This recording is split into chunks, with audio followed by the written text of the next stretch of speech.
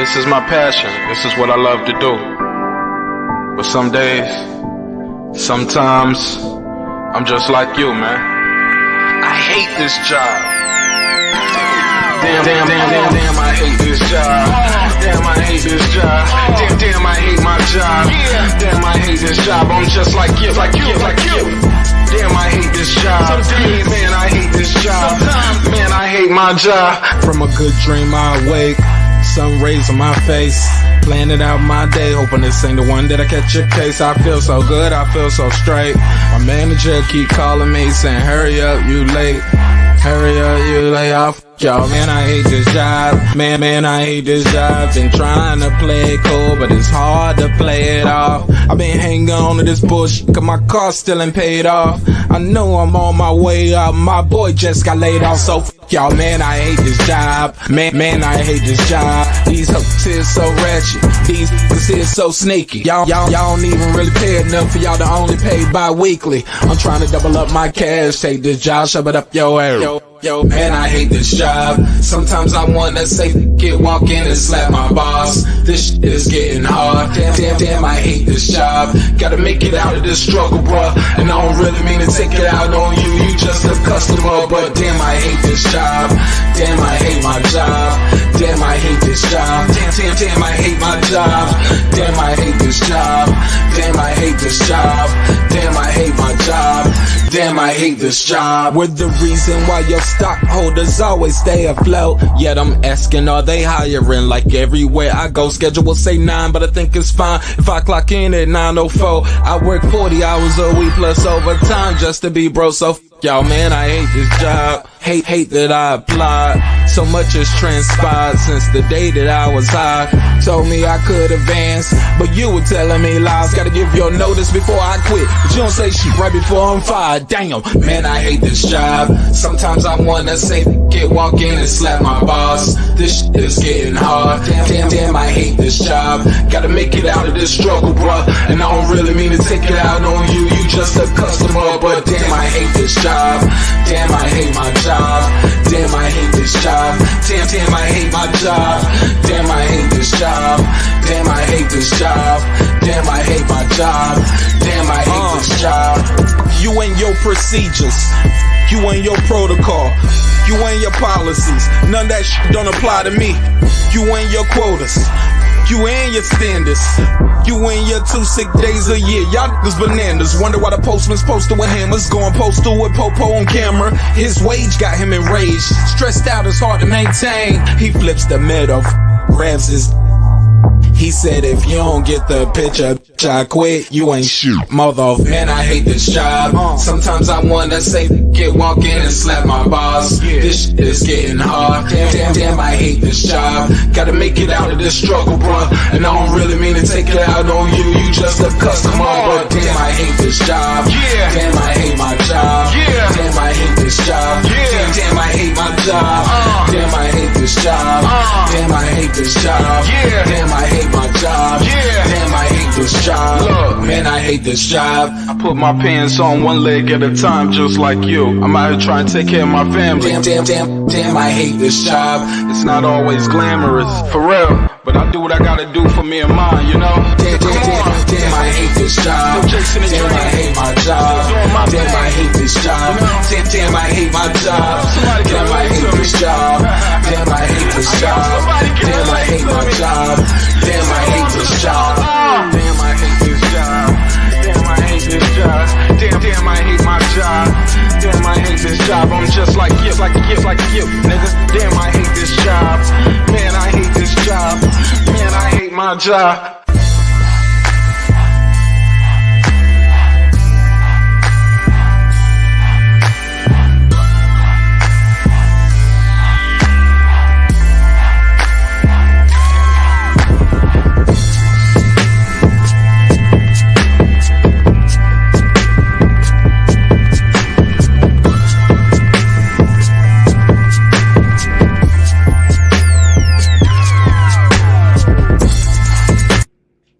The views and opinions expressed in this program are those of the speakers, commentators, experts, and/or the host. They do not explicitly nor necessarily reflect nor represent the channel's policy or the views held by the channel or broadcaster. The broadcaster or its channel cannot be held accountable for all or any views expressed during the program. Basically, if I didn't say it, don't come for me. You come for the person who said it. And please don't sue me for somebody else's words. With that said, let's start the show, motherfucker. This that squad side.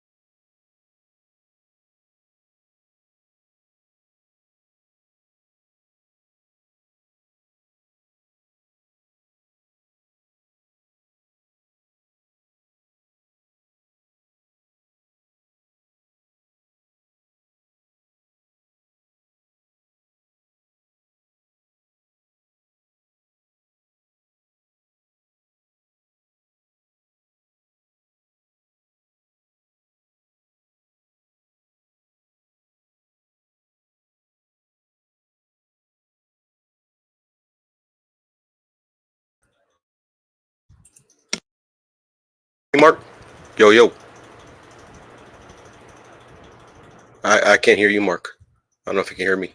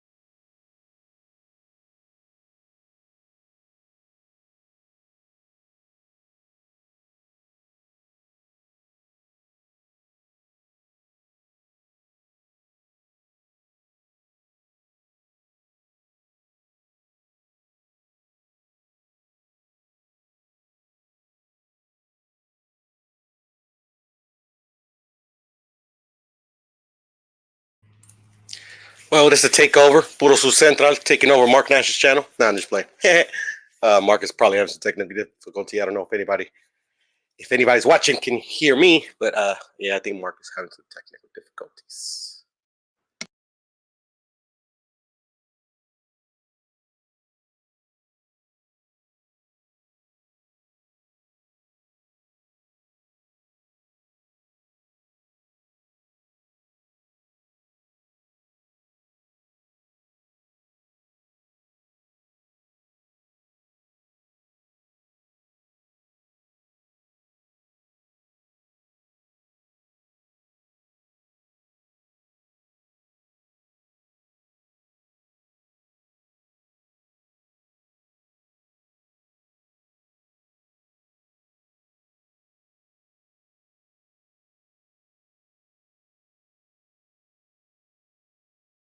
Check one, check two. Y'all hear me?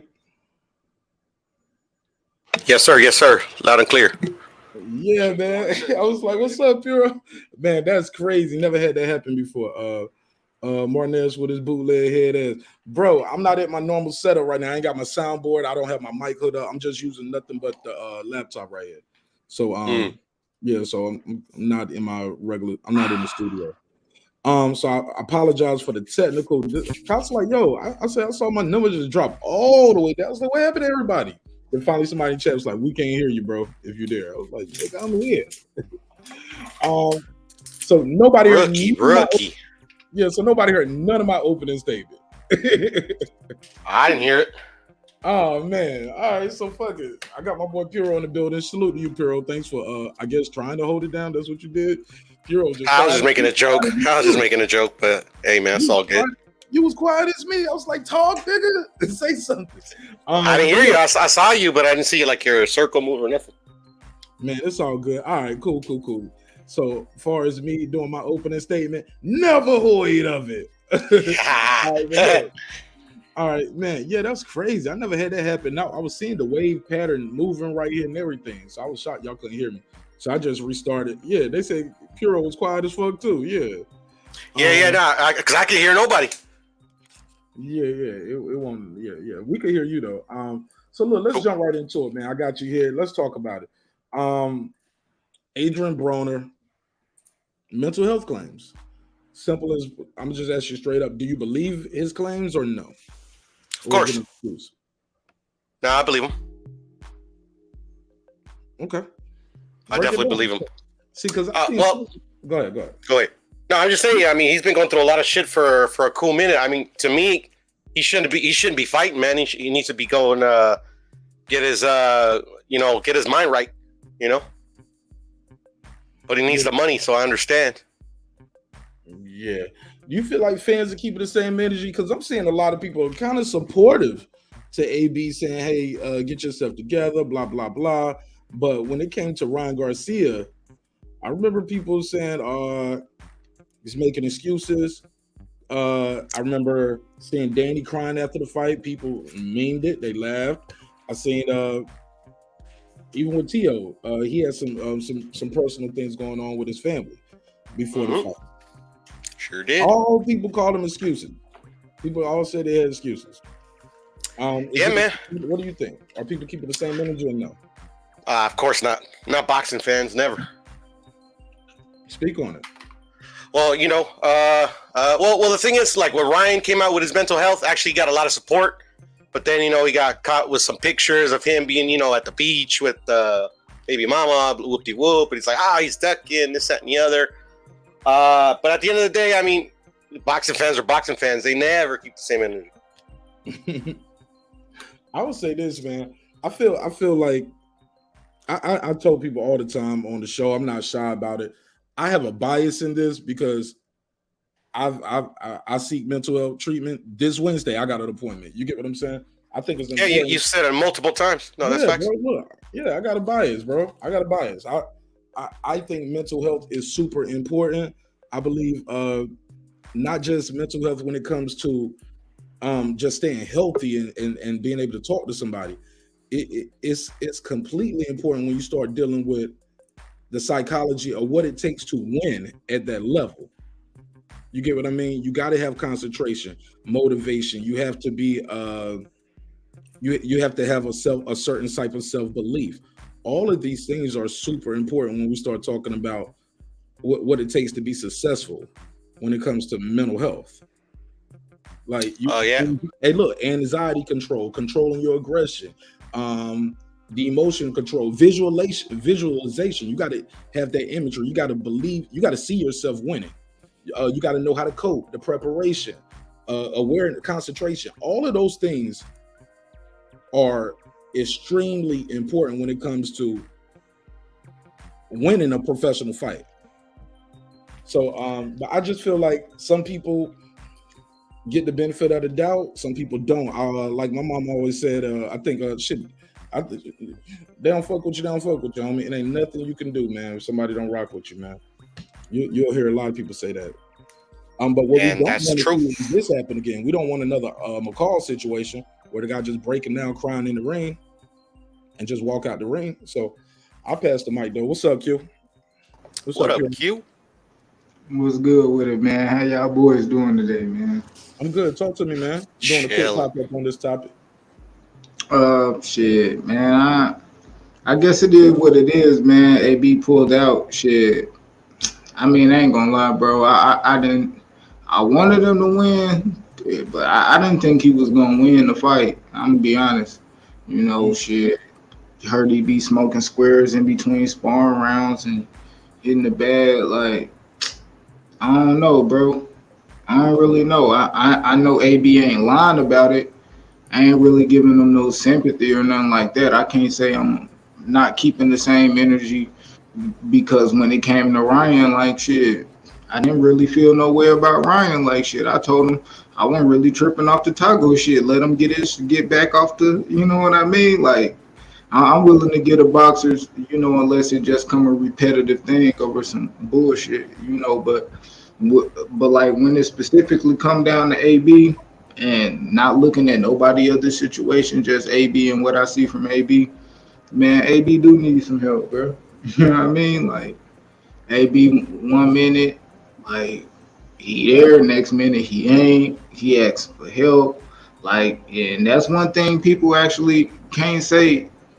They didn't hear AB asking for help in the public. You know what I mean? There's multiple times you can see AB ask for help in people in different ways. You know, whether it should have been that person he was asking for, he really needed a doctor, he really needed this or that. You know, shit, that's not for us to say, but hell yeah, we know shit, there's something wrong with AB, and fuck, man. Bro, I just don't know, man. I ain't gonna lie, shit. No, it's all good. It's just a conversation, though. It's just a conversation. What's up, big dog Willie? What's happening? Hey, Mark, it's cool that you admit that you have mental health issues, because I do too, and it's a big problem in this country, in the world, basically. And a lot of people try to throw it on. Some people do use it as a crutch. Like, you know, some people use it like, oh well, like the gun people. Well, he had mental health issues, and that's why he shot 500 people.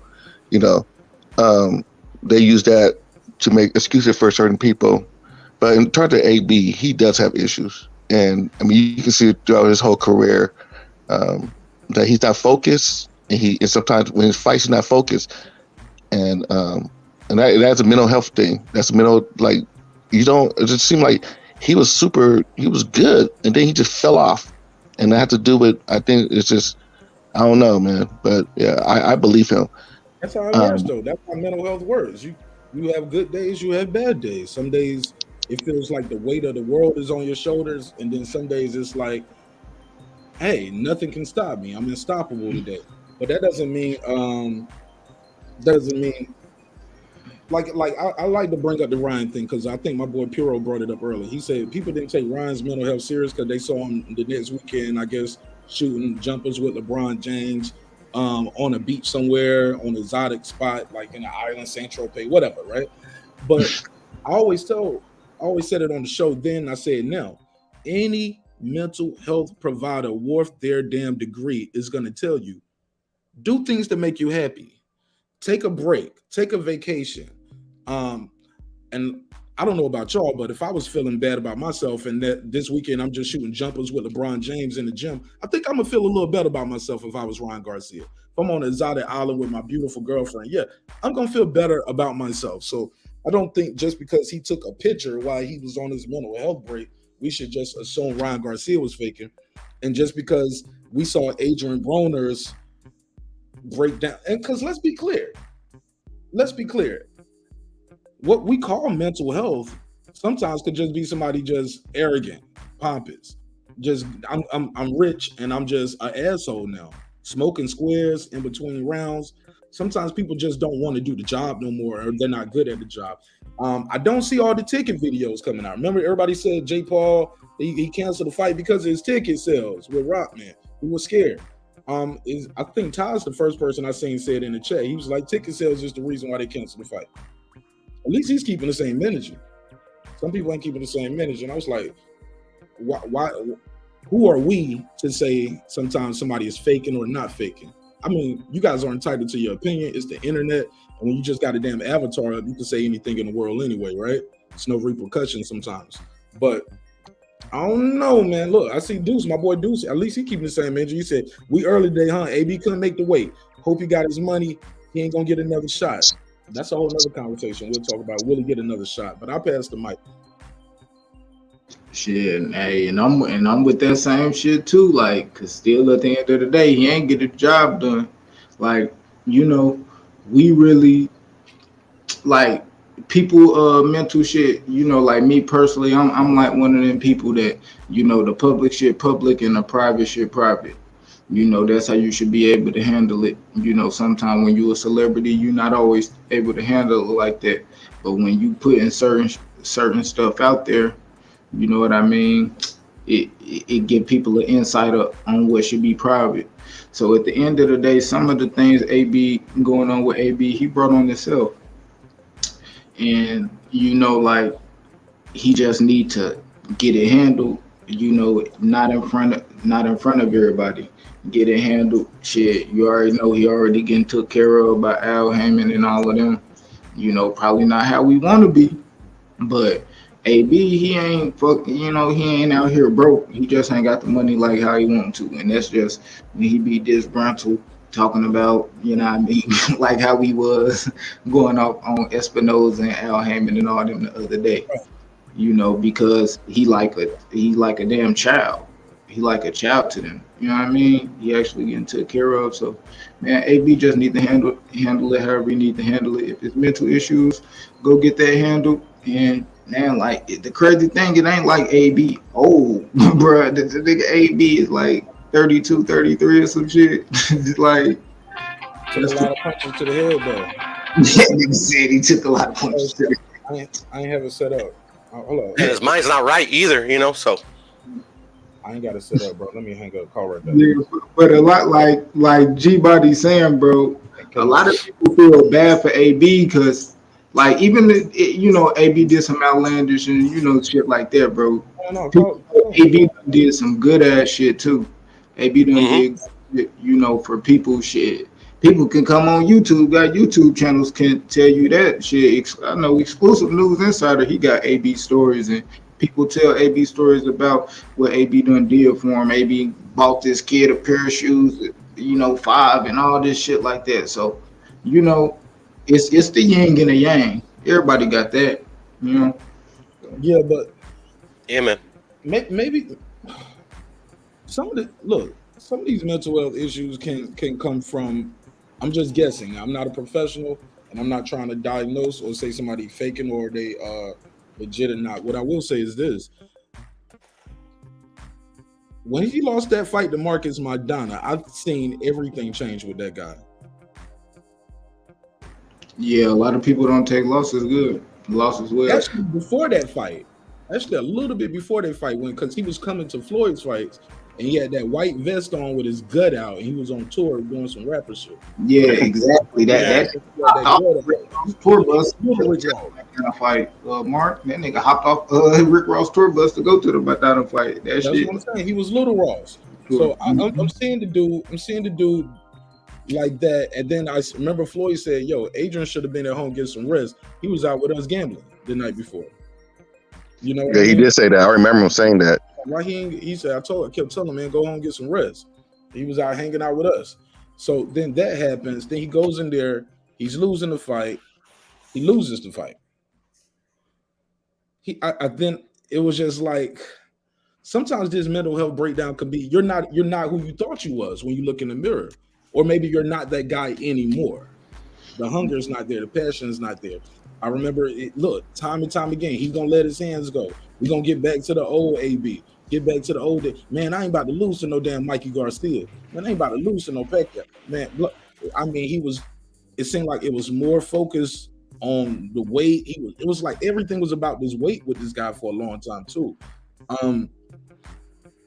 Even the fights he won or draws, people thought he lost to JC Vargas, or people thought he might have lost to what's the other kid? Vargas and what's the kid? Damn. You're talking about Ponce de Leon. Nope, not him, but possibly him. I thought he lost to Baker. I thought he lost to Vargas. Or Vargas. He beat Boalaji's ass. No, his last fight. Y'all talking about? Okay. What's his name? Fuck. Let me see. I'm gonna tell you when we fight you. Say less. I got his box report up here. Okay, he beat Giovanni Santiago. He beat them. Yeah, Santiago. Yeah, that's the fight. He did. But JC Vargas, that was a majority draw. People thought JC Vargas beat him. He got a split decision with Granado. Some people thought Granados had beat him. You get what I mean? Nah, I ain't gonna Vargas shit. No, let me get my bars out, homie. I ain't saying what you think personally. I'm just saying in general. On my show, when we took the panel, I'm telling you what I saw. In general, though. The last, and I'm getting somewhere. My whole point is his last definitive win, I mean clean win, no debating, was Ashley Theophane in 2016, bro. When he got a TKO stoppage. That's his last stoppage, 2016, and that was Ashley Theophane. That shit can weigh on you, bro. When you look at split decision, loss, majority draw, loss. Okay, you beat Giovanni Santiago.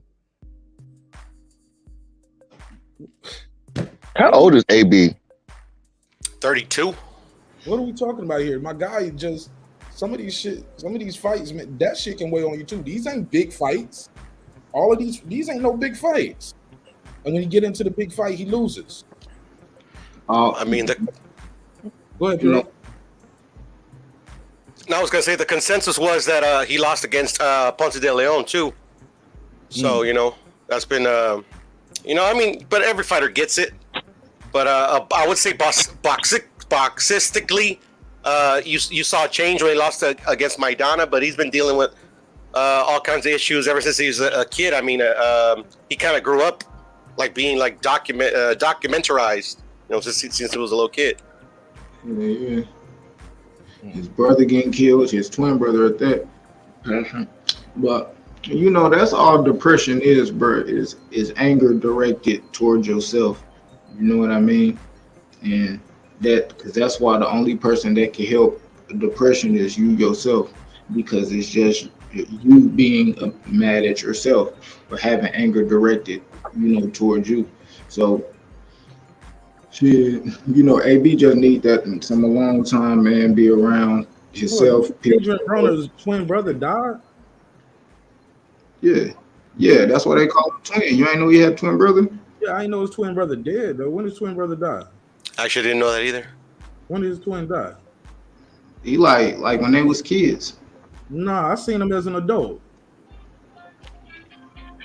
Yeah, I seen him I seen him as an adult, man. So I know they didn't die when he was kids. Hold on one second. Let me see if I can get this call. 469, you on the line. What's up, family? Call from Brandon. To accept, press 1. To send a voicemail, press 2. What's up, B-Dub? Brandon. Can you hear me, Mark? Salute to the neighborhood. Salute to Marq Nash and everybody on the panel. Talk to me. Super. Here's the thing when it comes to mental health. That's something that you can't gauge. So it's become a catch-all in this culture for everything. When something goes wrong, my mental health. When you want to cancel a concert, my mental health. Because you can't prove that. It's damn near like a back injury a lot of times. You can't necessarily disprove a back injury. You can see with a vertebrae, but you can't tell me my back is not hurting. So when it comes to mental health, I think that's become a catch-all in this culture, and especially in this time and day age, for everything why somebody can't perform or why something didn't happen. Now, I will not sit here and discount that people have mental weaknesses from time to time, because that's what I call it, a mental weakness. When we look at the way society is set up, now, look at it. Think about everybody who this has went through. You can't gauge this. And then not only that, how do you quantify it? What is mental health? When does it, is it severity levels? Is it a one, like the threat level? Do you go to 1 to 5? Is there a red to orange? So what is it that we're talking about? You know what I mean? This is just, I got to focus on my mental health. Just like Ryan Garcia, just like any artist, let's say a concert, let's say a football player, he don't feel like he want to play, I'm having mental health issues today. What does that consist of and what does that mean? That way, everybody can have an understanding of what that entails, but we don't even have people quantify this when they say it. We just let them say it and be like, because we live in a society now where you can't say certain things, where it's damn near taboo to say, wait a minute, what does he mean by his mental health? Well, what's wrong with him? Is he having anxiety? Have you went and seen a psychiatrist? Not necessarily getting into his business like that, but expound more so everybody else can see what mental health is. Right now, it's just a thing where a catch-all. Oh yeah, I don't feel good. My mental health, I'm struggling. So, yeah, I just want to drop that in there because I'm just watching mental health about every single thing that goes wrong in this society. When a man goes in and shoots up people based on what they look like, is that a mental illness? Or is he just a fucked up individual that was bred by a certain segment of society? Which one is he? Because if that's a mental illness, then that means the whole of America or a great segment of this country sick.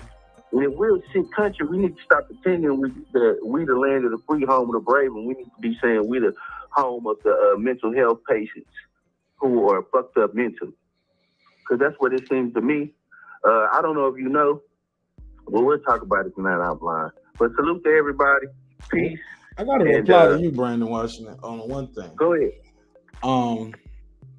I hear what you're saying, but to answer your question, because you did ask a couple questions, I want to just tackle a couple of them. You say, is it a level to it? Is it different? Yes, it's definitely different levels to mental health awareness, and it's also different levels to how some people can cope. It's also different levels to whether, and it's not just one thing. It's not just anxiety. It's sometimes it's coping with death. Sometimes it can be, it's just so many levels. You can be born with it. It's not just, and you just can manage it, and then sometimes it pops back up. You have manic moments when you're dealing with people who are bipolar. You have manic moments where everything's good, and you have manic moments where you feel like the world is on you. With schizophrenia, you have some people, some days they just want to work out and they want to be the best looking person in the world, and sometimes you see him look like he had a haircut in 2 months. You know what I mean? It's just so many different dynamics to go into it. But we need to start treating it like it's mental weakness, and that's something that we need to overcome. But we need to be strong. That's not but you're not a healthcare professional, and you're not experienced to that. So that's what I'm asking. No. Let me finish. Information being delivered by non-healthcare, like when Adrien Broner can get on. Wait, let me just make this point. When he can get on TV or he can get on his Instagram and say, "I have a mental health issue," but we just watch you have an outburst and threaten about how small your press conference was. So my thing is, you don't think they can be connected? This is what I think. I'll tell you what I think. I think that we don't realize that we're allowing society to become weaker by not admitting that we have limitations, that we're weak, and that we need to be making our minds strong. And not sympathizing and empathizing by offering correction and more help and getting to the root of it. Brandon, I'm sorry, Mark. I had to cut in. You know, me working in the ER. Hello? Yeah, me working in the ER, I see a bunch of motherfucking crazy people come in there, and it's not because of society and all this other stuff. They're just literally nuts.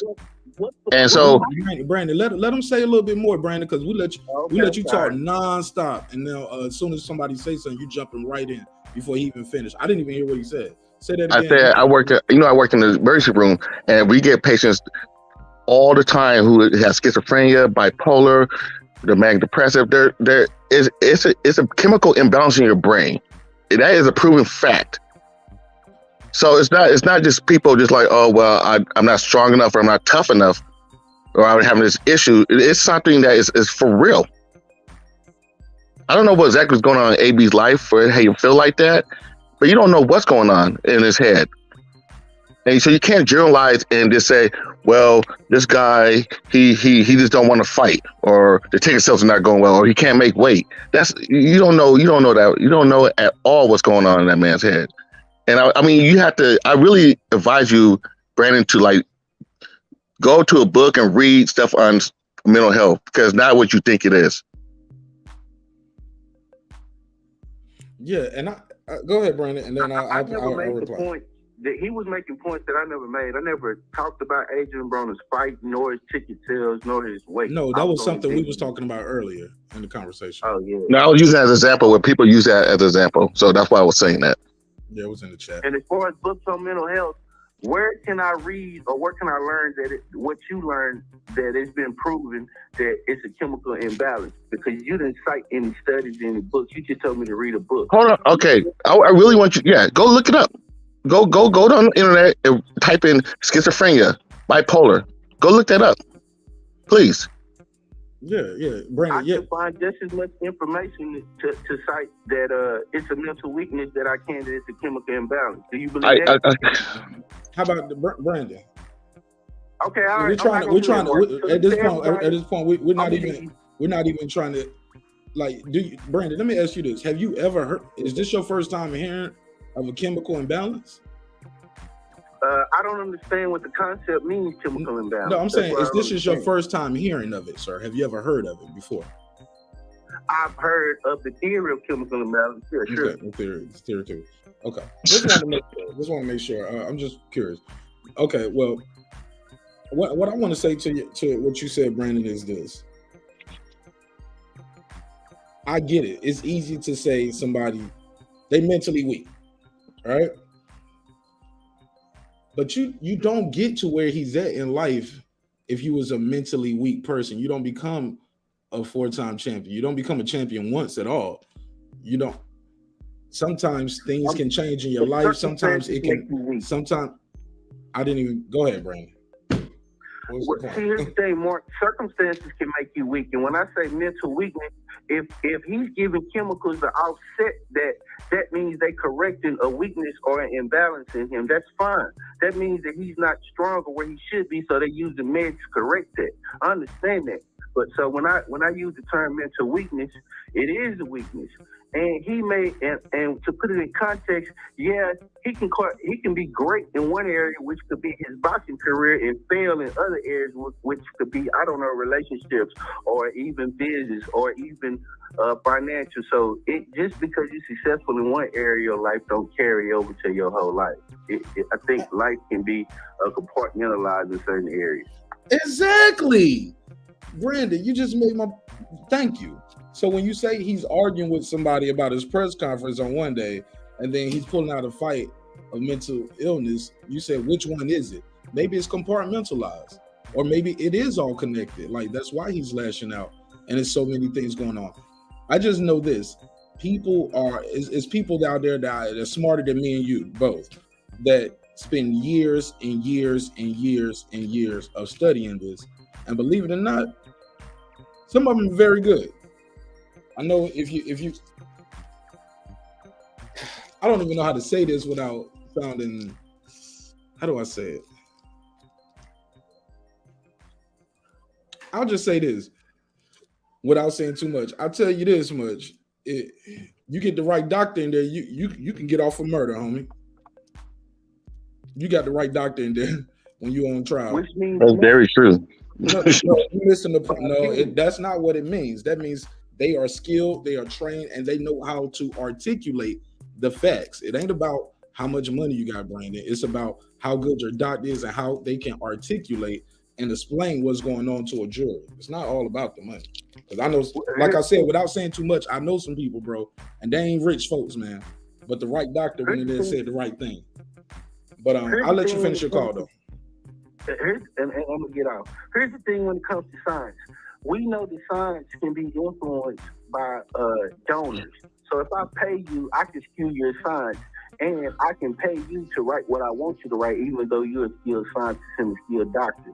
So when it comes to certain mental health things, a lot of that stuff is up in the air and it's theory, and it's not proven, and we run with that stuff, which makes us have compassion, and our understanding is limited when it shouldn't be, when we should really call it what it is, which is a mental weakness, which is okay because weaknesses are there to be overcome. But That's not, you can't, okay, never mind. Go ahead, Brandon. No, you have a right to say what you got to say, big dog. Go for it, bro. It's just, I mean, you like mental illness, like this been like studying mental illness been around for like over 100 years. And so you can't really say that donors are giving and people are giving money to science just so they can make it into how can you say it, an excuse. That's how you kind of making it sound. There is literally people, I mean, like I said, I want you to go read studies on that. People take medication for mental illness to balance out the chemical imbalance in their head. The medication helps with that. It's not just people are mentally weak. There's professional athletes. Brandon Marshall, wide receiver for used to be for Chicago. Ron Artest, bipolar as fuck. They made it to the highest level of their sport. That takes a lot of mental strength to do it. But they still have bipolar. They still have issues. So you just can't just make up and just say, well, it's not mentally strong. They're not mentally strong. Ron Artest's not mentally strong. Brandon Marshall's not mentally strong. Think about it. He was failing that when Brandon Marshall was beating his girlfriend and getting all those assault cases. He was mentally weak for doing that. But whatever he did to help him become mentally strong to stop him from doing that, that's what happened. But outside of that, that's the weakness of his that I believe he saw, or that everybody else thought it was self-destructive in it, and he corrected that, which makes him strong. I'm pretty sure he's not running around acting like a demon, beating his wife to a bloody pulp these days. Because he started taking his medication and being okay. I know what you're talking about. He wasn't on his medication. Hey, Brandon, do you believe? So you believe any kind of personality disorder you're basically mentally weak, and you just need to get strong, right? I don't. Here's the thing. When we talk specifically about this is what I'm talking about. I'm not well versed enough to say in and out. But what I would say, if we're talking about Say that again. instances in behavior, I think it's more behavioral more than it is mental. I think a lot of times behavior and we blame it on because we lose control of ourselves. We blame it on, oh, I was mentally weak. No, The behavior, though, what causes your behaviors, though, Brandon? The behaviors don't change until the thinking change. Okay. Will you agree to that? Behavior is based on the environment you in or the way you react to certain situations based on what you know at that particular time. No. Say that again. You lost me. Do you believe the behavior can change without the mind state changing? Because I can put you in an environment that you don't supposed to get dope, but you will find a way to get dope. You'll get high for whatever. You seen people in prison, they'll make the hooch in the toilet. They'll be sniffing glue. They'll find any way to get high because the thinking doesn't change. They just still want to get high. That's mental weakness. So you don't believe addiction is real neither. You think it's just all mental weakness. Of course I do. I watch addiction. I watch people around me deal with addiction. I've dealt with certain addiction. So why wouldn't I believe in addiction? That was mental weakness at the time. Okay. And the job is to correct that so I can become strong in that area where I don't have that addiction. Okay. Well, I appreciate you calling in, Brandon. I'm gonna try to get a couple more calls before I end this one up. Don't be a stranger, man. I'll see you on the next one tonight. I see you tonight. All right, Brandon. Good talking to you, man. Take it easy, bro. Yeah, man. Shout out to Brandon Washington, man. Like I said, we don't always have to agree. That's what I like about the show the most. We damn sure don't agree all the time, but at least we can have a conversation. We can be respectful and keep it moving. Nah, y'all good. Shout out to Wally on 24. He said, y'all judge AB because of this shit talk. He's human and has Wally, call in. Phone number's out there. Wally on 24s. Call in, homie. Nah, it's not y'all. Put an address on it. Ask the person who said what they said. Like I said, I gave AB the benefit of the doubt, same as I gave Ryan, same as sometimes you can tell it's somebody's fighting those demons off in there. Like we was talking about the fight on Saturday with Lopez. I said, yeah, he was still getting them demons off, still shaking the cobwebs off, the ring rust. My boy Right Side called it playing with his food. I was like, and also we gotta recognize that we don't know these dudes. Like we don't know nothing about them other than what we see in the ring. Or what they show us on the internet, right? Exactly.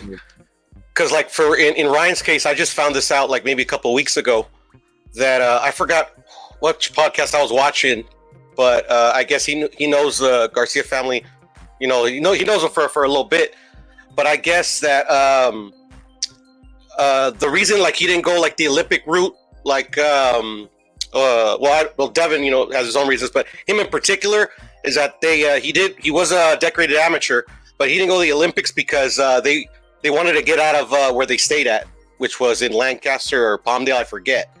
So even where they were saying that they might be taking advantage of him and his popularity, his dad and his parents and shit. And that kid, so he has like a lot on his shoulders. You get what I'm saying? And like that, I never knew.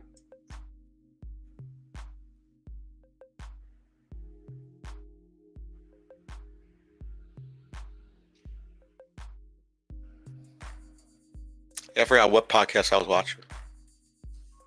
But yeah, I never knew that about him. And everybody watching Ryan's just amateurs. I never knew that. Yeah, my bad, man. I had to step away for one quick second. Shout out to Andrew Charles. Shout out to Deuce. So yeah. I ain't gonna lie. Low key, I was a little disappointed at Brandon's take a little bit right there. Because that's my man 50 grand, but he damn sure sound like he got mental issues. And I know that because it take one to know one, goddamn. Yeah, I think we all do. I was also going to mention, like, what about like in cases where like the person kind of changes, like in the cases of severe head trauma. Like I've heard sometimes if you have severe head trauma, it could change you as a person. Like I've heard like there's been dudes that like been in car accidents, and then after like they had a severe brain injury, they would go to drugs, or like their sense of like that part of you that kind of like will keep you away from like drugs and stuff like that is kind of inhibited a bit. I don't know. I've heard there's kind of links to that. I'm not sure. Maybe Big Dog Willie, since he's in the medical field, would probably know more about that.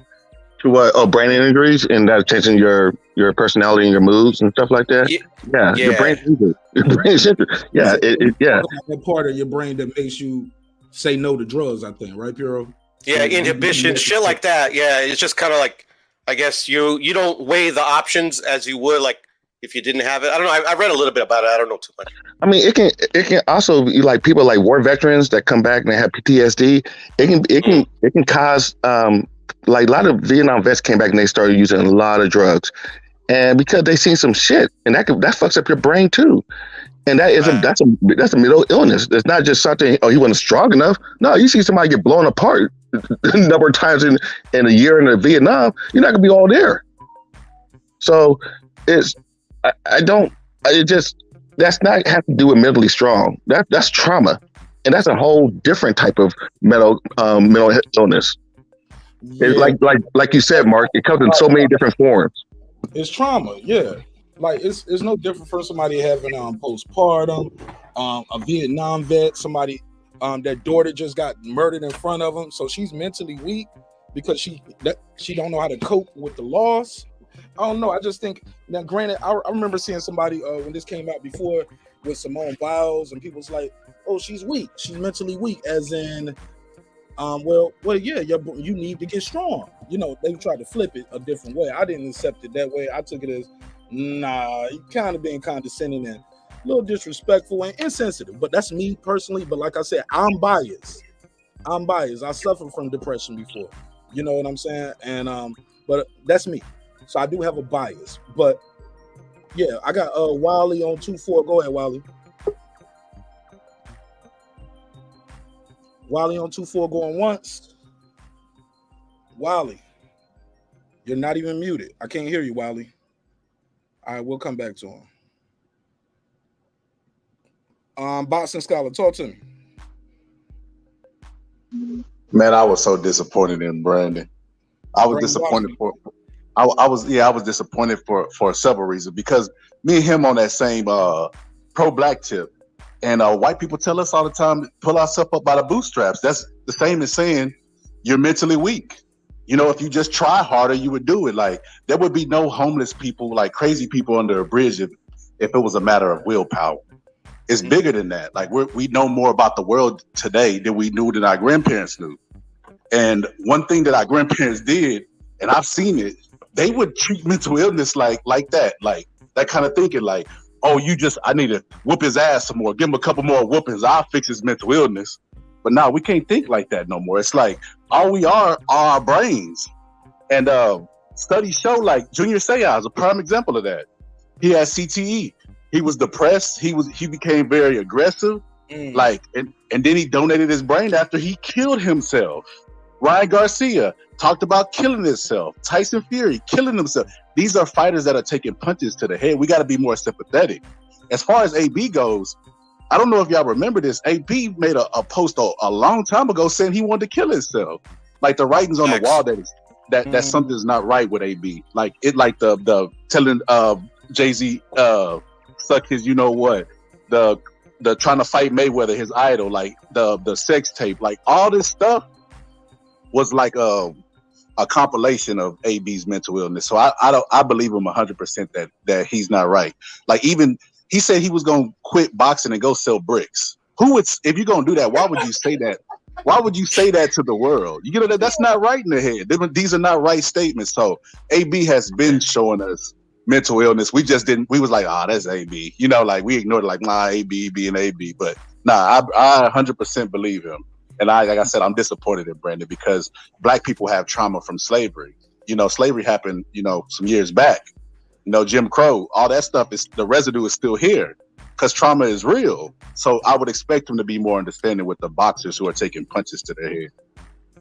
It's a study I saw. Okay, I ain't even gonna say the study, because I don't want to be that guy. But like, I read this study, I just don't remember where it's at.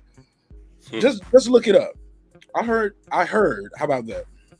That some of the issues that Black folks have with their health, the high blood pressure and things like that, it's not just the diet. Some of that stuff is hereditary, passed down. Like, it's trauma passed down from generation to generation to generation, and it causes you to have higher stress levels, which causes you to have heart problems and high blood pressure and stress because of the stress, and it's passed down from you. It's trauma. Like they teach you at an early age, like how to be scared of police. Police, a lot of times we don't look at police like, hey, they're good people, they're going to come to help us. We look at them with a trauma. But I passed the mic though. Yeah, by that logic, Brendan Washington, like that's mental weakness. But I believe, look at black people's fear of dogs, bro. Like a little chihuahua could come up and they'll just jump on the counters. They suck dogs on our ancestors. I mean, I believe it. Damn, that's deep. That's deep. White folks will walk up to a lion. He's so cute, little Simba. Black folks, man, if you don't get this damn chihuahua away from me, he don't bite. He got teeth, don't he? So yeah. Some people say because AB is ignorant. Some people are saying AB is broke. He ain't got no mental health issues. But Krypton, if you're broke, you go in there and fight and make the bread, right? You don't not go in there and fight. Call from. I mean, I've had mental health issues, you know, a little bit my whole life, and I've always been broke, so I don't know how. You know, you can't be both. Right. I don't know. Go ahead, go. We got D Nice on the phone. This is my guy D Nice. I met you from Mike on Sports Show, right? Yes, sir. My guy, talk to me, man. What's going on, man? I just listened to the conversation, man, and you know everything that's being said, I would agree with about mental illness and you know people having trauma and traumatic experiences.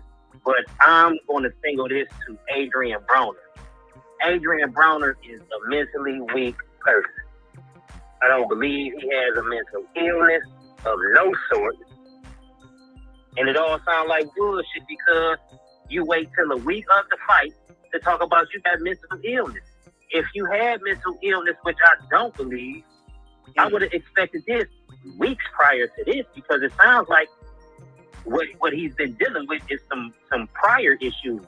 But you wait till the week of the fight to pull out? I don't believe it. I don't believe he could make weight. I don't believe he was disciplined. I don't believe anything Adrien Broner say because what he's presented me from what I've seen and what he's shown is he's a liar and he's not to be trusted. He seems like a mentally weak person. Talking about I'm going to kill myself. Anybody who's ever killed themselves was mentally weak. Period. And to further that, they were cowards because they didn't take their loved ones into account when they did it. Now that's my feeling on it. And Nash had said something about addiction. I believe addiction is real, but addiction is not a disease. It's a mental weakness. You chose. Because I battled addiction, and when I was tired of being addicted, I stopped it. But I got high as long as I wanted to, and when I didn't want to get high any longer, I stopped.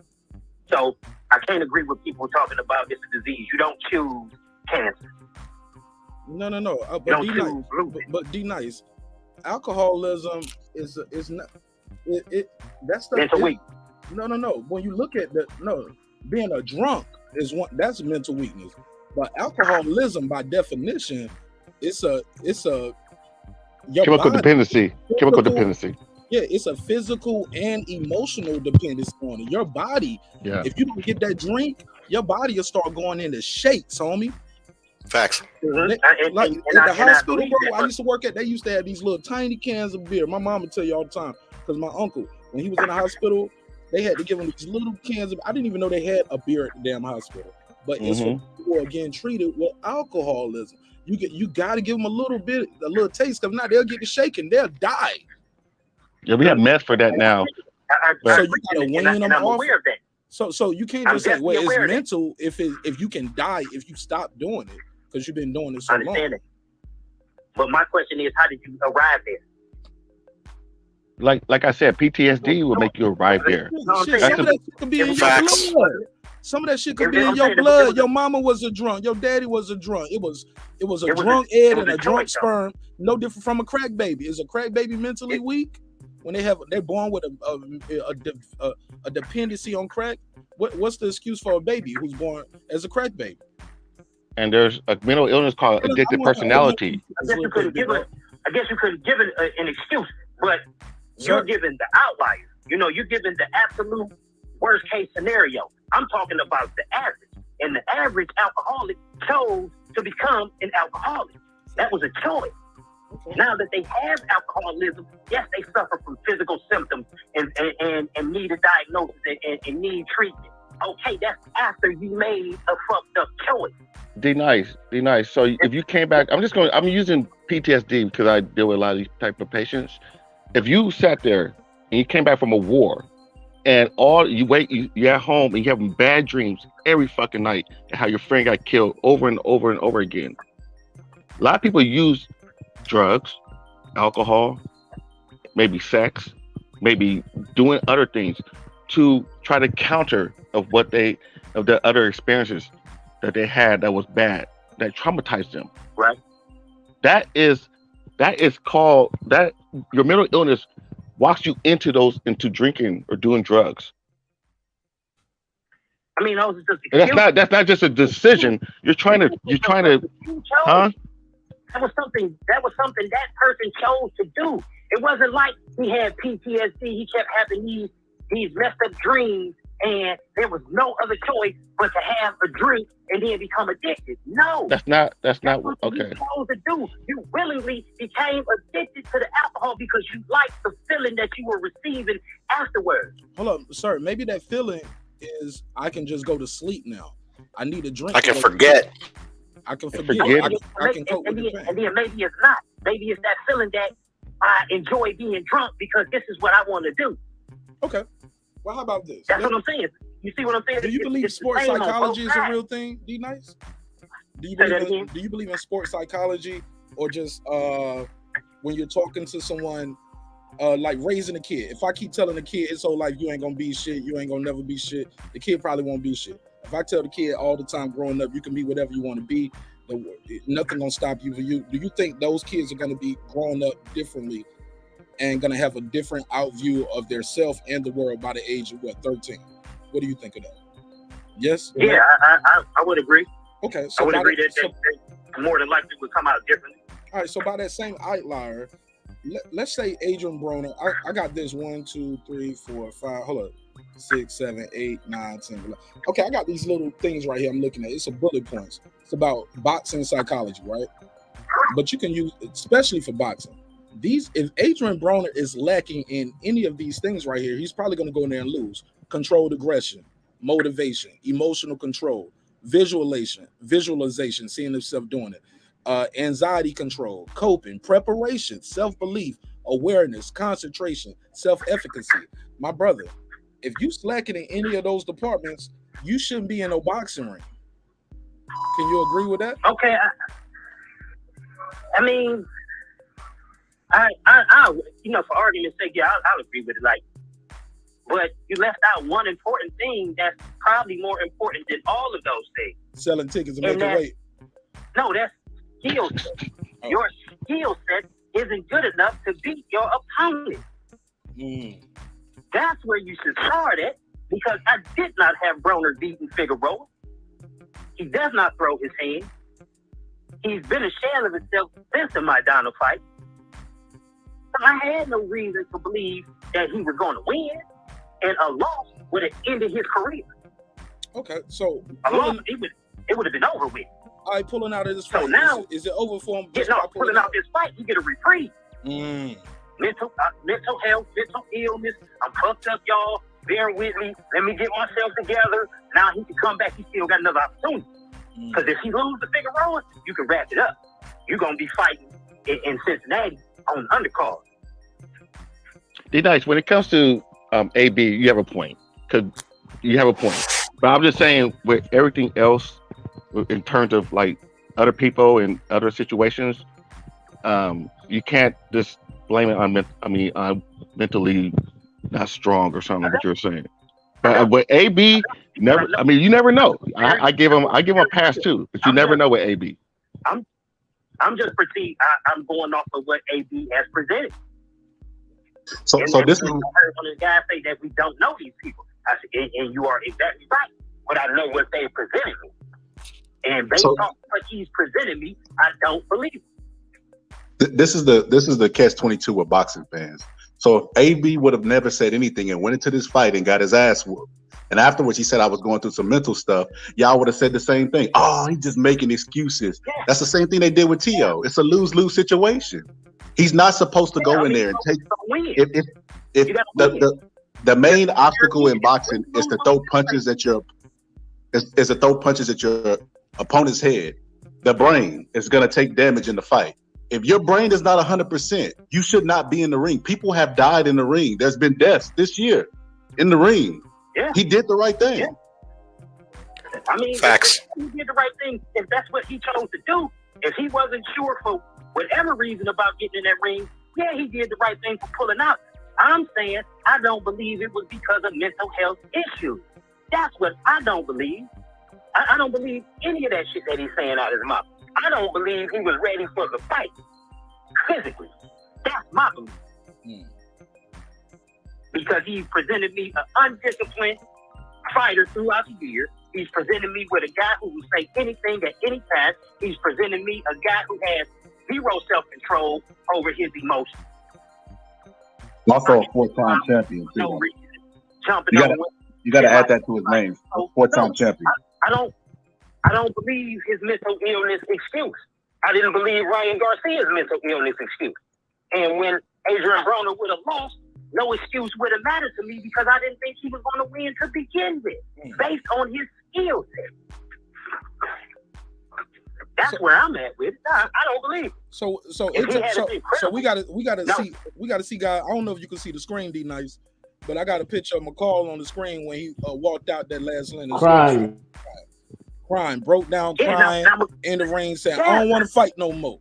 I don't want to fight no more." McCall was probably, and he probably had genuine mental illness. But I'm pretty sure But listen, my brother, that it takes us to see him break down and crumble in the ring, like McCall for us to, or remember, look, Danny Garcia won his fight and still broke down in the ring crying. I don't know if y'all saw T.O. after T.O. did his little backflip, he banged his gloves together and you could see he was about to break down crying. He knocked that man out. Still was breaking down because he was like, it feels good to be back, emotion, but you know, these guys are taking punches to the head, D Nice. I hear you, man. I mean, it's all about choice. After that, it's all about choice. I can't sympathize with you taking punches to your head voluntarily. No, you don't get that. You don't get that sympathy from me. You chose to do that for millions of dollars, may I add? Yes, sir. Yeah, I think. So cry me a rip. Damn. Okay. Go ahead, and then KC5 jump in. KC. And I agree. Like, because I agree. I know that some people have mental illness. I just don't believe Adrien Broner is one. That's what it is. It's Adrien Broner. I dig what he's saying. I dig what he's saying, Mark. I dig what the caller's saying because I'm kind of both ways with AB because he's very untrustworthy. He kind of goes up and down all the time. So it's kind of hard to diagnose whether you can believe this guy or not. Because sometimes he look like he just partying and losing his mind. And then you don't know when he's being serious. But I think AB really suffers from a lot of trauma from childhood. And we seeing it all culminate at the end of his career now. He made it and he won those titles in spite of that.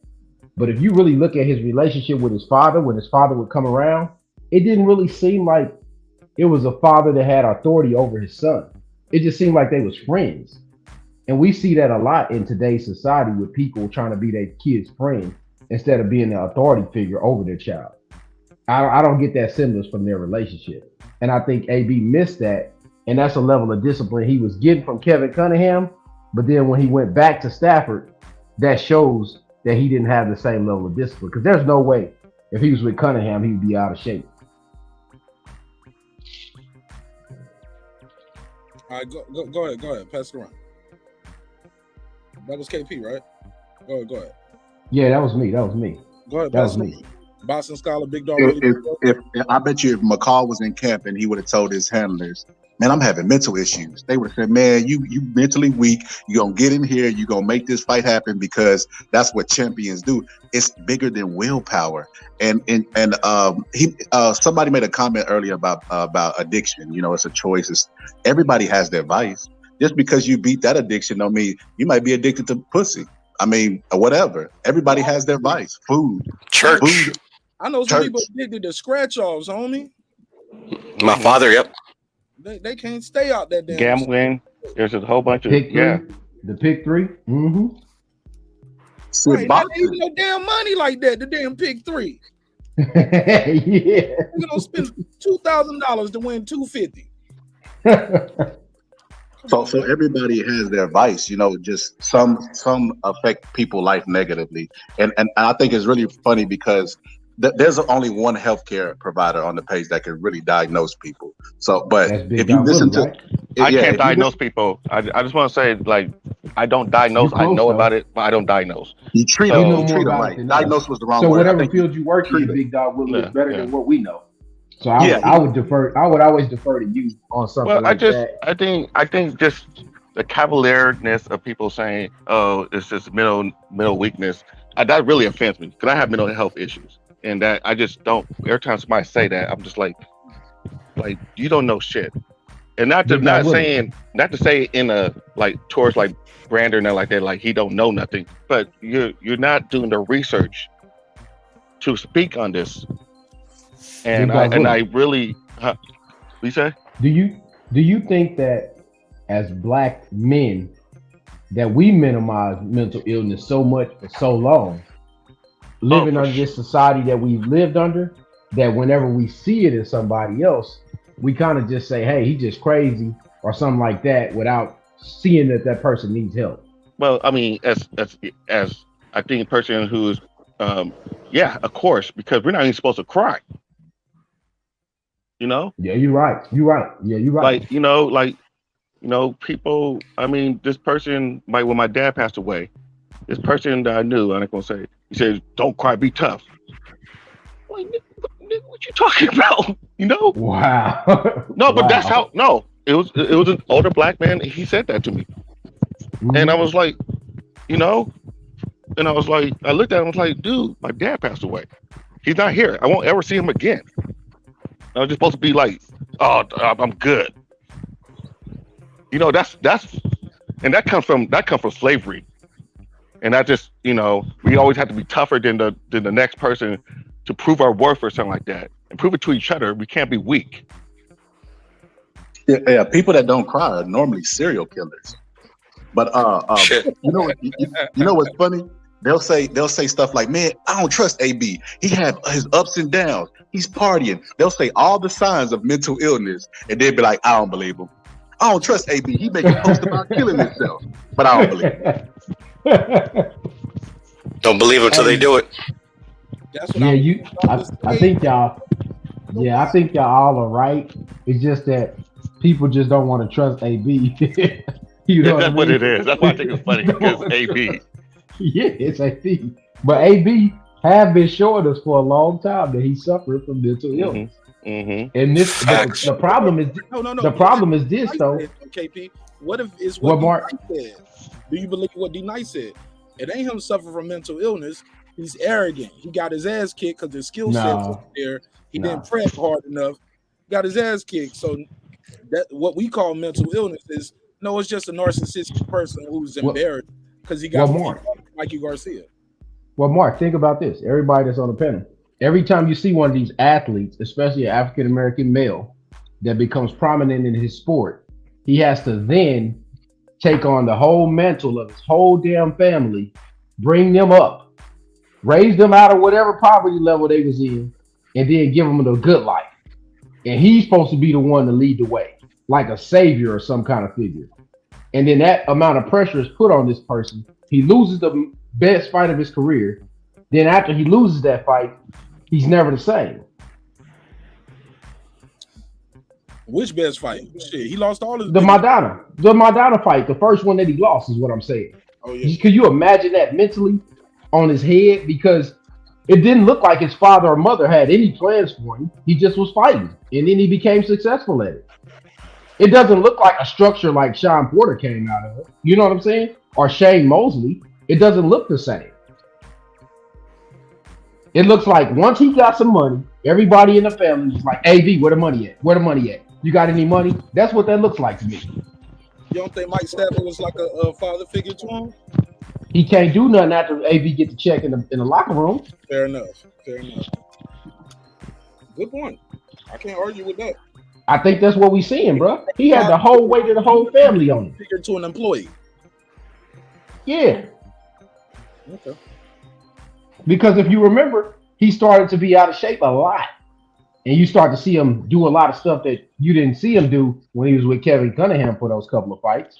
Then he went right back to his comfort zone. Okay. Yeah. Papa Chubby said, Mark, have y'all? Hey, look, real quick. Let me share this screen. This ain't funny, but it's kind of funny. I mean, I got to do it, right? It wouldn't be breaking beats playing crack or jokey joke. Not clowning on his mental health, but look at this post right here. Can y'all? Let me see. Can y'all see this? Let me see. Okay. He said, I just noticed something strange. He said, I just noticed something very strange. I don't know if it's because I can't have sex. Somebody got a lot of background noise. That mic is rubbing against something. I just noticed something very strange. I don't know if it's because of sex. I can't have sex. But in all movie sex scenes, the guy never pulled out. This was 2 days ago. And then he says, this shit's so damn funny, fam. Laugh out loud. I can't wait until my first movie. He said they ain't gonna have to coach me on shit in my first sex scene because I don't pull out for free. I'll be damned if I pull out and they not paying me to pull out. Late night jokes, AB, work or die. August the 20th. He's not working. But just to play on words about pulling out, and then he pulled out a fight. He said he kept putting this hashtag work or die in a lot of his posts. What does this say? What does this say right here? Work or die right here for this one too. All smoke. 2 days ago, telling people to get their tickets. 2 days ago. Work or die. This right here was about him and his exes 1 day ago. And he posted the Irv Gotti shit. He's talking about sex, talking about the Irv Gotti shit with Ashanti. We covered that as well. But then we get to this post. Do you guys think he should have apologized to Omar Figueroa? I'm gonna pull out Omar Figueroa's response because we didn't get to that. Shout out to Papa Chubby. Chubby said, damn, did y'all get to it? We didn't get to that part yet. But I'll put it right here on the screen and we can definitely discuss it. And then I'll open it back up to the panel. Let me just read Omar Figueroa's post. Omar Figueroa posted, he said, as we all know, my fight against that motherfucker Broner is off. Now, I don't mind because this is something we expected. So we had plans in motion to mitigate most of the aftermath. Stop right there. That means the fight might not be off. Omar Figueroa is going to have a replacement. Still haven't heard anything from Showtime yet. So we'll talk about it. Did he tell Showtime or did Showtime find out like we found out on Instagram? Let's continue. What really pisses me off, he said passes me off, but he meant pisses me off. He said pissing me off is that now this motherfucker wants to use hashtag mental health as a motherfucking excuse. That I have a problem with. Like to play on words. Problem, Adrien Broner. Okay. That I have a problem with because that's bullshit. You don't get to cry mental health now. Motherfucker, he said that's what he says. MF. That MF does not mean many friends. My friend, my friend. That's motherfucker. Okay. He said you don't get to cry mental health now, motherfucker. Not saying you don't suffer from mental health issues, as we all can tell, you do. Just don't use it as an excuse now after you've been undisciplined. And not trying, he said, now that you've been undisciplined and not taking this fight training camp seriously. So he thinks Adrien Broner's been undisciplined, not taking it seriously. He said, if it really is mental health, please show us proof that you went and sought professional help, which is not hard to do, but also he can go to the doctor today and get a doctor's note. But that's his doctor might not want everybody's name out there. He might not want everybody to know what doctor he's going to. And he doesn't have to do that. He said, but please show us proof you went and sought professional help. He said, you love to post all your shit on social media. Why not let us in on your mental health recovery? You don't get to undermine mine, as in undermine my mental health, and countless others' journeys and struggles with mental health because of your undisciplined, childish, dumb ass. Hashtag fuck you, Broner. Just when you thought, he said, just when I thought you couldn't stoop any lower. Okay, so that's Omar's Figueroa's response to Adrien Broner. Let's go back to the panel. Shout out to Poppy Chubba for reminding me to do that. Thank you. Anybody want to respond to that? Omar Figueroa. So are they good friends? If so, I think they stopped being friends today. If they were, because that's a lot to say when you have a fight. Well, you signed to fight somebody that you expected was going to do this. So why say all this if you knew this was going to happen and you had a backup plan? Why say all this? Ooh, Puro, man, I need to let me plug in. Wait, hold on, Puro. Hold on, Mark. On that. Hey guys, this is the second time that they were supposed to fight. This ain't the first. Oh. They were scheduled to fight a couple years ago. This is the second time they were scheduled to fight. Okay, so okay, all right. Look, also, so he's mad over 4 years ago. Not even. Puro, look, in this press conference though, AB was complaining about, man, I've been at training camp for like 4 or 6 months. He was like, this fight supposed to been happen. Like, remember he was like, but then I remember Adrien, what's his name, Brandon Washington called in and said, AB ain't been training that long because we just saw him drunk with his pants falling down at his fence versus guys. But they was supposed to fight in months. I don't know about 4 years ago, but I definitely know earlier this year they were supposed to fight. Hey, so I kind of, you know what? Think about what Figueroa said. He's kind of making a good point, though. I mean, it's AB. He's kind of making a good point, and that's the only thing I can say is AB, because I can see him doing that. And that's a big payday for Figueroa. So to answer Puro question, like, why would you have somebody set up if you think this was gonna happen? Like, why would you sign a fight with a guy you think might pull out? Like Big Dog Willie said, it's still AB. Many people think he was gonna beat AB because of what you've seen in the past. That AB not let his hands go, but this is a big money fight for Omar Figueroa. This is a big name for him too. Big fight, big name, and it's a winnable fight. He could have pulled this off, right? But let me address that though real quick, Mark. Like, I don't know why a lot of people are hold or ever held Omar Figueroa. I think it's his older brother of the other Figueroa. Brandon. Brandon. I never thought he was going to beat AB, even if he doesn't let his hands go. I never rated Omar that high. Me personally. I mean, I'm gonna say it's not impossible, but like, I thought Adrien was going to pull this one off. But I also saw what this fight is for what it was. It was a payday for both these fighters, a possibly entertaining fight that really, in my personal opinion, wasn't going to go anywhere. Okay. Like for the winner. Yeah, the winner won't. Yeah, the winner wasn't. It's a payday. Yeah, it's a payday. Exactly. But it's an exciting. It had the potential to be an exciting fight. You got one guy who throws a lot of punches, but don't have the best defense. The other guy is a pop shotter and don't let his hands go. This could have been somebody could have got stopped, or this could have been a very boring fight where Adrien just with his superior foot movement just running and holding all night and humping. You know he like to hump. That could happen as well. Yeah, I don't think he got that run in him no more, Mark. That run is gone, man. He's done with that run.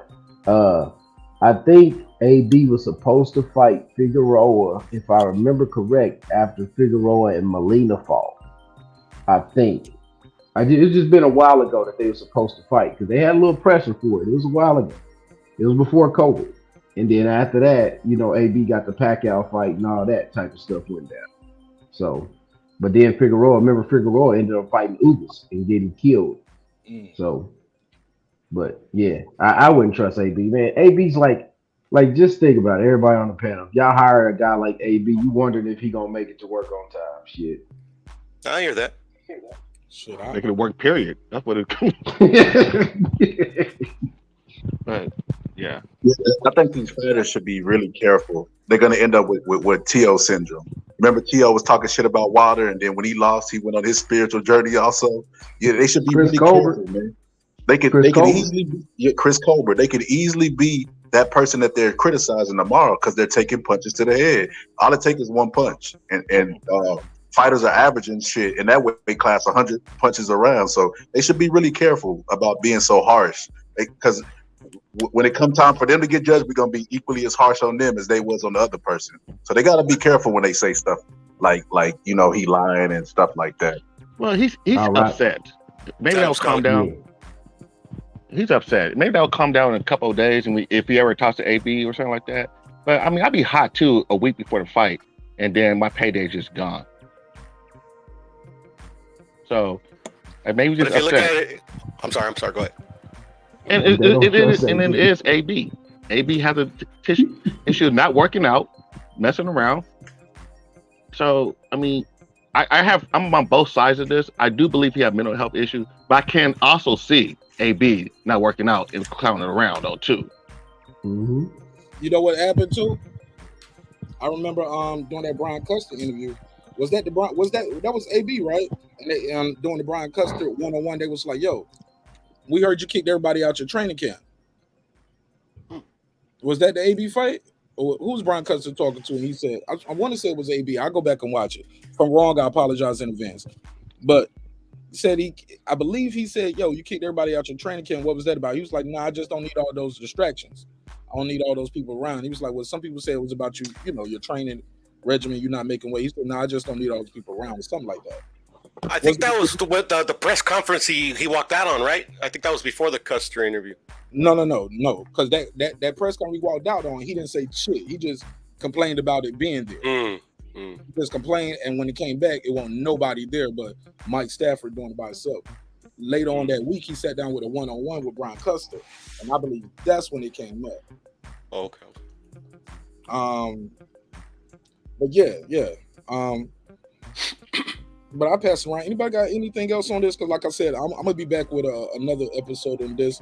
We'll be back tonight on our flagship show, and we can talk about boxing and mental health or mental health awareness. Because I'm sure as the day progresses, many people are going to be talking about this topic, and I'm sure after some people hear their favorite YouTube daddy give his take on it, some people's opinion gonna change. It's like they got to hear their daddy say it first. Like, okay, that's what I got to stay on code. I feel like AB is so unpredictable that he wouldn't have to come up with an excuse to get out of this fight. I think he could have just said, "Fuck it, I don't want to fight," and it would have been what it was. It would have been the same backlash. Yeah, I agree. Hey, hey man, I ain't catching the flight right now, man. I got some hope. I ain't coming. I got some bricks to sell. Or he could have just retired and got himself some help. Or start rapping like he said he was gonna do before. He said he was gonna sell bricks before. I thought he said I'm gonna start. Yeah, he did. He said he gonna sell bricks. He was a rapper. Panda. Remember that? Yeah. So is this over for AB? Do y'all think? I definitely agree with you, Patricia. But Patricia, I'm gonna put a time. I gotta go back and timestamp this. My audio was wrong when I first started the show off. I had to restart the computer. Piero was trying to help me co-host, but he couldn't hear himself neither. So I'm gonna put a timestamp. I don't want to edit out that spot because if I edit out, we'll lose the live chat. And I definitely want you guys to enjoy the live chat playback. So I'll timestamp it from when the video actually starts. But I think the video starts like after the 5-minute counter. I think they couldn't even hear me for like the first 10 minutes. But Patricia, I agree with you, but trust me, when you check this playback, everybody don't agree. And I want to keep the video within a certain time frame because I want people to enjoy the playback. When it's like 2, 3, 4, 5, 6, 7, 8 hours, people like, damn, that shit is just intimidating to look at. You be like, 6 hours? I'm never gonna get through this show. I'll click the like button, I'll catch them on the next one. So I definitely want people to enjoy the playback on this one. And like I said, we'll be back tonight about 10:30. Show. All right, man. Peace, Mark. Peace, let everybody get their final thoughts real quick. Salute. Final thoughts on anything we talked about, Big Dog Willie, Boxing Scholar, KP, and Piero. Final thoughts. Okay. I mean, it's AB, and like I said, we'll find out more if we find out more. And I mean, all I can say, I'm gonna keep on saying, is AB. So who knows? All right, shout out to Big Dog Willie. I'll see you tonight, Big Dog Willie. Pull up if you can, bro. All right. All right, God bless. Thank you so much. Anybody want to take the lead next? KP, Boxing Scholar, Piero? I go. Like he said before me, man. It's hard to not just say it's AB because it just fits him so perfect, man. But like I said before, I think the guy is suffering from a lot of trauma from a childhood, and he has a certain amount of pressure in his family that's placed upon him that I believe is possibly unfair because he's the one that succeeded. So they're all looking at him to continue to be the he it's like he's been made to be the patriarch, which his father is not. So it's very weird, man. It's very weird, but that's my thoughts on it. Okay. All right, shout out to KP, man. Try to pull up tonight, man. 10 o'clock. Pull up, all right? Salute. Salute, my G. All right, Boxing Scholar Puro. Before we do that, I want y'all to respond to this too. This is my guy, Ryder the Storm. He's a member of the neighborhood. Let me give him a drop for the donation. Let me give I got 5 on it. He said, salute, Mr. Marq Nash. He said, and the panel. He said, I believe someone in the PBC pulled AB from the fight after all his shenanigans. Shelf him. Oh, man, let me give him a drop, man. Put him in the dirt. Undertaker.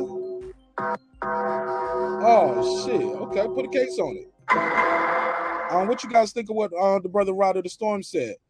I disagree. I think AB's been so vocal whenever things don't go his way. If somebody shelved him, he definitely would have went out there and said, fuck these niggas, they out here, they shelving me, blah, blah, blah, because I called him out about that weak-ass press conference.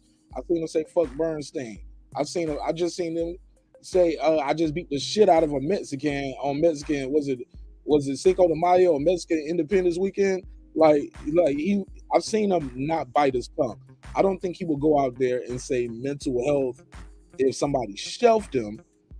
I mean, I saw him soon beside Leonard. He said, y'all niggas don't fuck with me, fuck y'all. Seen him go at floor. I seen him just speak whatever he feels.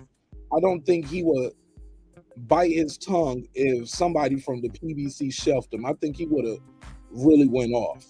Because he needs to check, right? You got to fight to get paid. But that's my take. Puro, Boxing Scholar, what y'all think of Ryder the Storm? Comment before y'all do your fight. I mean, does Ellard have that type of pull? I think so. Does who? Leonard. To stop him?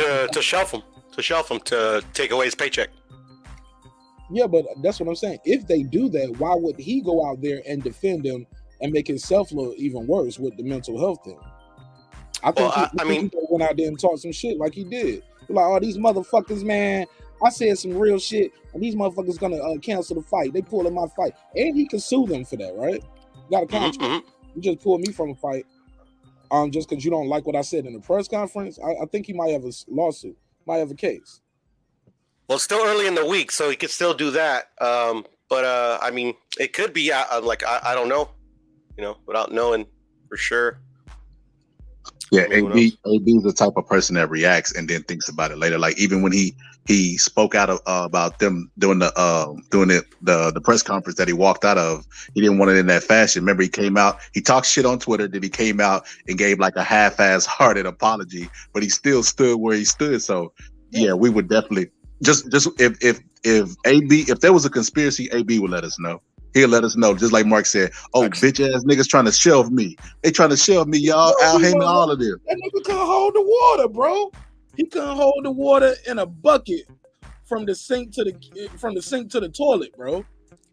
He couldn't hold the water, bro. He would spill it all. He would tell us, in my opinion, and that's just going off his history. But that's just me. Ryder the Storm said, I think he was forced to. They forced him to quit. I mean, to pull out, and he said they cut his allowance if he didn't. I don't know, Ryder the Storm. The courts couldn't even force AB to pay child support. They threatened to take him to jail. So what that tell you about AB's personality? I just think he needs to he needs to fight to get paid. He needs to fight to get paid. He gotta fight, man. This way, he's a full-time boxer, bro. Nobody's buying Adrien Broner new single, homie. Nobody's buying the Adrien Broner merch. I'm sorry. Nobody's buying the Adrien Broner beard kit. They ain't buying the hairbrushes. They barely buying the fights. This shit was on regular Showtime. From pay-per-view down to regular Showtime. I'm just saying, I just don't see him making so much money out of boxing where he can just say, nah, fuck fighting right now. I don't see it. I mean, that's his only recourse. And then, like, in my opinion, he shouldn't be fighting. He should not? Not at this particular time. Like, you could just tell, like, before the fight, just in the last 5 years, he's just, he needs help.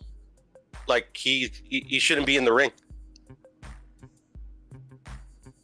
Like, even his last I love performance. Adrien Broner, man. I think he's a great skilled boxer, but right now his head ain't there. Go ahead, Scholar. What you about to say? Even his last performance, he didn't look that good. Like, I agree. Like, something's lacking. And AB has been crying out for years. Like, even with the whole Floyd stuff. Remember, he just said, "Floyd, I need you." And then at another interview, he said he wanted to fight Floyd. I mean, he just sporadic, and that's a sign of mental health. He really does need help, and I hope AB pulls out. You know, everybody's really harsh on AB because most boxing fans are mad because a fighter didn't live up to their expectations, or fought who they wanted to fight when they wanted to fight them. That's how fans get their feelings hurt. So they'll be down on the guy. Oh, Canelo's not this because he didn't fight this guy when I wanted him to fight. And it's the same thing with AB. They feel like AB was in championship fights. He didn't let his hands go and he didn't seize the opportunity. But it's AB's life. AB's still a 4-time champion. I mean, how if he made it to the height of a champion, how could he be weak? Like, I don't get how people are calling that man weak. Like, what have you accomplished? Have you reached the pinnacle at your job? To call a champion weak, I mean, it blows my mind. I think we're a little harsh on AB. I think mean, people can't debate boxing properly. I mean, what are they? Who are they to say? Exactly. I think that AB is being judged really harsh right now, and I get it because, like I said, he's hurt a lot of feelings and let a lot of people down because they felt like he was the next Floyd, but that's not his problem. If he's having mental health issues, don't wait till he blows his brains out and they'd be like, "Oh, damn, he wasn't lying," because then it's too late. Okay. Well, shit. Final thoughts. Anything? Because I'm about to get out here and ride this bike, man. Too. Probably get on the treadmill, or either I'm gonna go out here and ride this bike real quick, get a little exercise in, kick it with the fam, and I got some videos I got to drop on the Patreon that I already recorded. So yeah, man, look for some more content dropping from me. If you're a member, if you are in the friends and family and above, I got some new content already for y'all. I dropped last night. And I'm gonna do a members only live post game after the show tonight. I might do a pregame. I might do a members only pregame, then turn it from members only regular to the live, and then switch it back afterwards. So still trying to figure out how we're gonna do these, but I'm definitely trying to give you guys the content. Definitely trying to give you the content. You feel me, Puro? Yes, sir. All right, man. How was your trip to Mexico, bro? It was excellent until the end. You know, everybody got caught COVID. Right now, I'm not at work because I got a quarantine for the next 5 days. So oh yeah, you went out there to Mexico and caught the COVID? Yeah, man. What the hell was you out there doing? You was drinking out the bottle? Well, the wife caught it first, and I think then the wife gave it to my daughter. My daughter probably gave it to me, and then my daughter gave it to my sister. I don't know. It was 5 of us that went. One of my sisters got it. One of my sisters did it. The rest of the family got it. Wow. Damn. It is what it is. It is what it is. It is what it is. It's gonna be what it's gonna be. You sound all right though. You. Yeah, no, I feel great. I felt a little shitty, probably Friday to Saturday, but I feel good, man. I'm just here in the garage. Did you have the jab? Did you get jabbed? Oh yeah, I got everything that you get up to this point. So you got the jab and your boosters and everything. Yes, sir. Yeah, I got the jab and a booster, and that's it. And you sound like you fine. You sound like you in there smoking. I was like on my 10th cigarette and shit. Oh, that nigga there smoking squares and everything. My lungs fine in this bitch. All right. Well, salute to you, bro. I'm gonna salute to you, Mark. I was gonna tell you one more thing before we go away. At the end of the day, AB still where he was before, and I think Figueroa is actually gonna get a relevant fighter to fight now, because I think he's fighting Lipinets on Saturday. Hey, look, I'm gonna still watch that. It's on Showtime, man. I want to fight this weekend. Hey, look, Showtime lost No, the fight's this weekend, Mark. The fight. So what now? The fight's this weekend. AJ and Usyk. Oh, that's this weekend. And Clarissa Shields fighting this weekend too? Oh, what? Shit, I didn't know that. I did not know that. I thought she was fighting the same weekend. Hold on, I gotta check. Hold on. I got my fights right here. Let me pull up a boxing schedule. We're in August. I put my money down already on AJ. How you got him winning? Let me see. Let me pull up my little betting sheet. I put 2 bets. I put I think $25 a knockout in round 10 at 33 plus 3,300. But then the real bet I got is AJ by knockout at plus 340 at $100. Oh, okay. Shit, I ain't mad at you. All right, that's what's up. That's what's up. All right, we're gonna talk about it more as we get closer to it. Okay, I was wrong. Clarissa Shields is, that's shit. That's September, man. I'm wrong. I'm off like a motherfucker. So that's September the 10th. All right, so yeah, we got Usyk AJ this weekend. We definitely gonna be talking about that throughout this weekend. And we're gonna have that fight party going on Saturday behind the scenes. If you're a member, you can watch the fight with me free of charge. All right. Well, that's it, man. I'll see y'all in a couple hours. In a couple hours, we'll be back with another good show. All right. Thank you so much. Salute to the homie Mark. Peace. No, salute to you, bro. God bless. All right, man. It's been another great episode of Breaking Beats, where we break down business, entertainment, art, technology. Hey, Queen P. How you doing, gorgeous? Good to see you. Your avatar. I was about to say good to see your face, but you know what I meant. Good to see your name in the chat. He caught COVID, Queen P. He went out there and caught the COVID. Let me see what's up. Let me see. Boom. But Ride of the Storm, again, thanks for donating to the show, keeping the lights on. Let me do this real quick. Shout out to all the people that supporting the show. Drinks require your sleep, ghosts require your effort. It's your man Marq Nash, another great episode of Breaking Beats. Shout out to all the members that keep the show going. Again, if you are in tier 2 and higher, we got some new content for you. I got a new video I'm dropping for the architects. It's about how I make these banners. So if you ever want to know, like, hey man, how do you do these banners right here? Like when you see these overlays and when I put these banners up, how do I make these? Yeah, so I did a video for that. That's in architects and the Patreons and architects get that video. The other level, we got videos dropped for you guys last night, and we got some new surveys in the chat. And also for the tier 3, we're gonna continue to do the members only post game show immediately following each episode. So I will see you guys tonight, 10 o'clock. I will be on time tonight. All right, so 10 o'clock. Let's get into it. We'll pick it up where we left off. It's your man Marq Nash. Another great episode of Breaking Beats, where we break down business, entertainment, art, technology, sports, and anything else you and I feel like talking about. It's a hip-hop political sports show with a comedy twist. We like to let the jokes fly because life is serious enough. Life has got very serious for Adrien Broner. I wish him nothing but health, wealth, and prosperity. I already said, like I said before, I'm not going to jump out there and just say the guy's faking. But if you feel that way, I'm here and we're going to have a conversation. We can talk about it, all right? So with that said, let's get back to the bread. It's your man Marq Nash, Breaking Beats. Drinks require your sleep, ghosts require your effort. Go get that hoodie at marqnash.com, marqnash.com, marqnash.com. Respect is free, man. Disrespect gonna cost you everything. Look, we don't always have to agree. We don't always have to see eye to eye. We're gonna argue sometimes. Sometimes we're gonna disagree when we're talking about topics, especially as sensitive as mental health. I get it. I understand it. I totally understand it. But I need you guys to understand one thing too. I built this shit. Me. Brick by brick. And I'll be damned if I let you tear it down just because you don't like the way another nigga talk.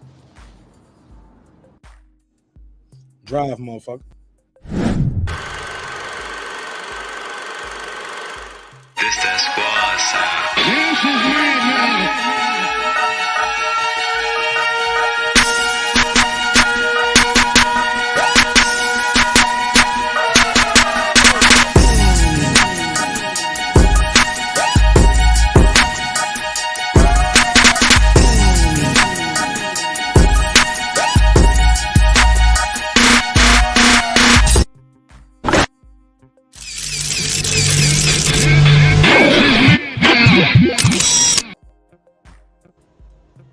Subscribe. I don't care how many subscribers he has. Support him.